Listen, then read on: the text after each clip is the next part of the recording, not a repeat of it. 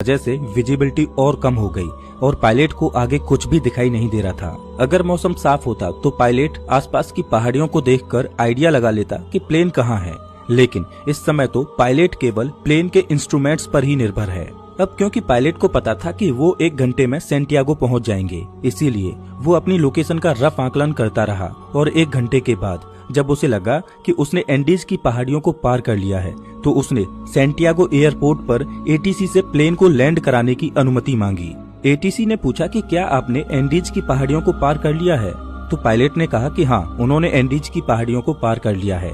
ATC भी pilot द्वारा दी गई लोकेशन पर ही निर्भर थी, तो एटीसी ने प्लेन को लैंड कराने की परमिशन दे दी और पायलट से कहा कि आप प्लेन को 11,500 फीट के एल्टीट्यूड पर ले आओ। 3:21 पर पायलट प्लेन के एल्टीट्यूड को धीरे धीरे घटाने लगा। जैसे ही प्लेन नीचे आता है तो पायलट को दिखाई देता है कि अभी तो एंडीज की पहाड़ियां ही चल रही हैं और सामने एक बहुत बड़ी चट्टान है। जल्दी से पायलट प्लेन को फिर से ऊपर उठाने की कोशिश करते हैं, लेकिन अब बहुत देर हो चुकी थी।